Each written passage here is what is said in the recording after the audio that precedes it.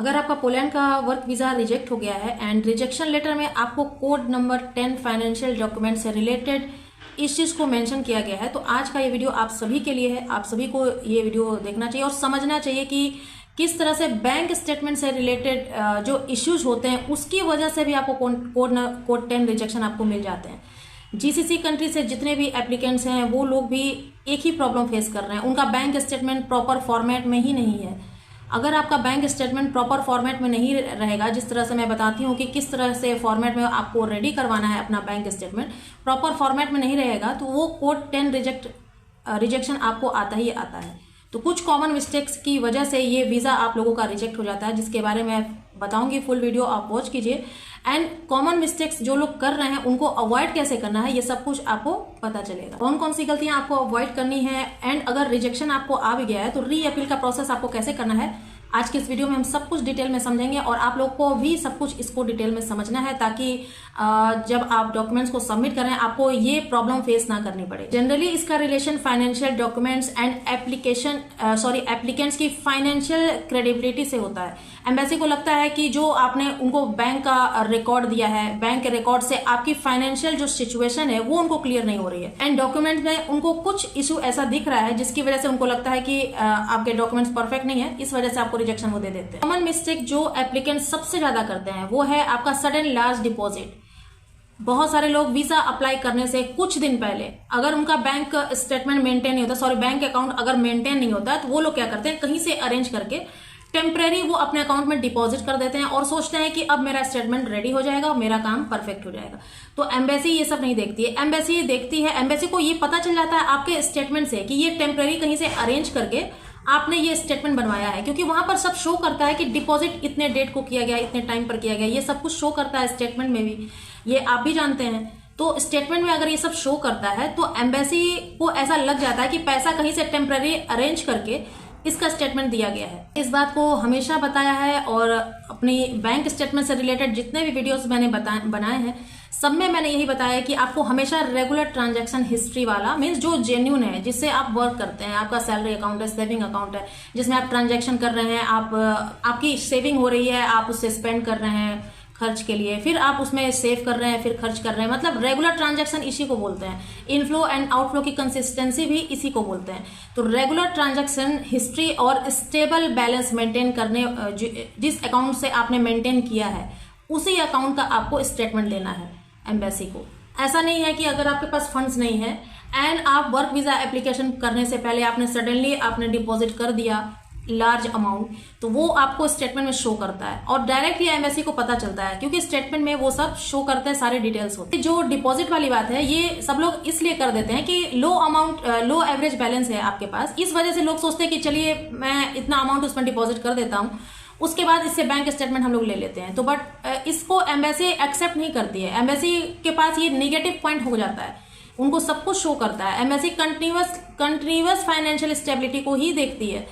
अगर आप सोच रहे हैं कि अमाउंट में आपने इतना डिपॉजिट कर दिया, अब आपका स्टेटमेंट रेडी होगा, तो ये आप गलत सोच रहे हैं, क्योंकि आपके ये चेकलिस्ट में भी दिया गया है कि आपको लेटेस्ट 3 मंथ्स का या लेटेस्ट 6 मंथ्स का ही आपको स्टेटमेंट रेडी करके देना है। तो आप लोग जब भी वर्क वीजा एप्लीकेशन फाइल करें तो फाइल करने से पहले ही आपको अपना जो अकाउंट है वो मेंटेन करके रखना है। मैंने ये भी बताया आपको कितनी सारी वीडियोस में, क्योंकि जब आप वर्क वीजा एप्लीकेशन फाइल करते हैं तो 3 मंथ्स का आपके पास टाइम होता है वर्क परमिट आने 3 मंथ्स का टाइम आपको मिलता है कि वर्क परमिट आने में, जो कि प्रोसेस टाइम ये 3 मंथ्स का ही है पोलैंड का। तो आप उस टाइम पे भी कोई भी डिपॉजिट नहीं कर सकते, क्योंकि आपको लेटेस्ट 3 मंथ्स का देना है। 3 मंथ्स के बाद आपके पास वर्क परमिट आता है, देन आफ्टर आपको एप्लीकेशन फाइल करनी होती है, रजिस्ट्रेशन करना होता है, अपॉइंटमेंट आ जाती है। तो उस टाइम पर जब आपकी अपॉइंटमेंट आती है तब आपको बैंक स्टेटमेंट रेडी करना होता है बैंक के थ्रू। उस टाइम पर जो लास्ट का 3 मंथ था, अब आप उससे अगर बैंक स्टेटमेंट रेडी करेंगे तो वो तो लेटेस्ट आएगा, लेटेस्ट डिपॉजिट वाला स्टेटमेंट आपके पास आएगा। तो ये 3 मंथ्स तो आप बिल्कुल भी डिपॉजिट नहीं कर सकते।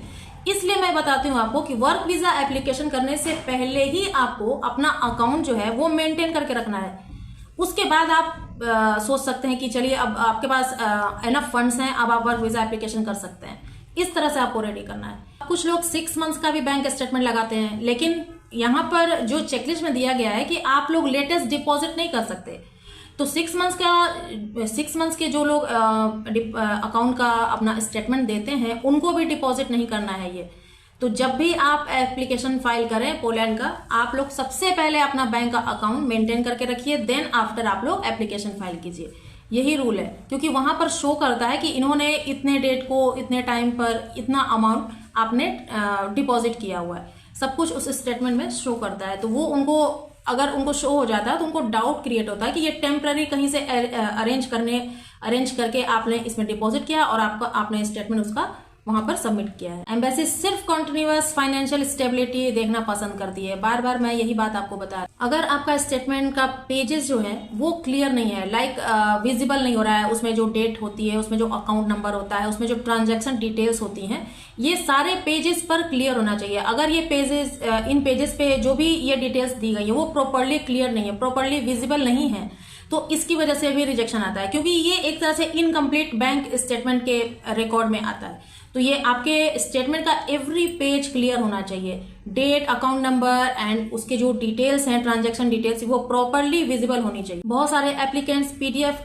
स्टेटमेंट अपलोड कर देते हैं, बट उस पर ना तो बैंक का स्टैंप होता है, ना ही उस पर बैंक का सिग्नेचर होता है। तो कई केसेस में ये भी रिजेक्शन का रीजन होता है, क्योंकि आप पीडीएफ फॉर्मेट में आप ये स्टेटमेंट एम्बेसी में सबमिट नहीं कर सकते। आपको डायरेक्ट बैंक में जाना है, वहां से आपको स्टेटमेंट रेडी करवाना है, जो कि प्रॉपर, जैसा कि मैंने बताया, उसमें सारी डिटेल्स एवरी पेजेस पर विजिबल होनी चाहिए एंड उस पर बैंक का सिग्नेचर एंड बैंक का जो स्टैंप होता है वो प्रॉपर होना चाहिए। तब इस तरीके से आप अपना स्टेटमेंट तैयार कर सकते हैं और उसको सबमिट कर सकते हैं। बहुत सारे लोग पीडीएफ फॉर्मेट में लेते हैं स्टेटमेंट, जो जिसमें ना कि कोई सिग्नेचर होता है, ना ही कोई स्टैंप होता है। अगर आप उसको लगा देंगे तो उसका कोई मीनिंग ही नहीं बनता है। एम्बेसी उसको चेक ही नहीं करती कि वो चीज है क्या, आपका फाइनेंशियल रिकॉर्ड इसमें कहाँ है, वो ऑथोराइज किस बैंक से है, ये सब कुछ उनको चेक करना होता है। आप जब वहां पर स्टैंप एंड सिग्नेचर नहीं, तो कैसे होगा कि वो ऑथोराइज्ड है। बैंक स्टेटमेंट का डॉक्यूमेंट है वो स्ट्रॉन्ग तब बनता है जब 4 से 6 महीने तक आपके अकाउंट में आपकी जो सैलरी है वो क्रेडिट हो रही है, रेगुलर ट्रांजैक्शन हो रहे हैं एंड उसमें जो बैलेंस है वो भी स्टेबल है। मींस आप जो अपने खर्चे हैं वो भी निकाल रहे हैं, आपकी जो सैलरी है वो भी क्रेडिट हो रही है, मतलब डिपॉजिट भी हो रहा है जो कि जेन्युइन डिपॉजिट है एंड उससे आप स्पेंड भी कर रहे हैं। तो ये जेन्युइन डिपॉजिट, जेन्युइन स्टेटमेंट ही ज्यादातर स्ट्रॉन्ग माना जाता है एम्बेसी के लिए। तो जो स्टेबिलिटी मैं बता रही हूँ आपको, स्टेबिलिटी होनी चाहिए, ट्रांजैक्शन हिस्ट्री प्रॉपर होनी चाहिए, जो जेन्युइन अमाउंट का होता है, सैलरी अकाउंट का होता है, सेविंग अकाउंट का होता है, बिजनेस अकाउंट का भी होता है।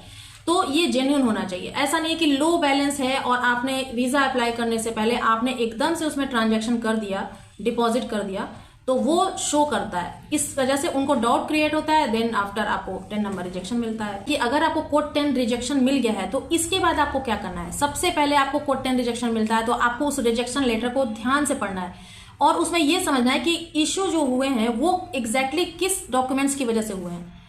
तो उसके बाद जब आप अपील करते हैं तो अपील में इन सारे डॉक्यूमेंट्स को, लाइक अभी जैसे मैंने बताया कि बैंक स्टेटमेंट को लेकर के अगर आपको कोड 10 रिजेक्शन मिलता है तो इसको अपील करने के टाइम पर आपको ये सारे डॉक्यूमेंट्स लगाने होंगे।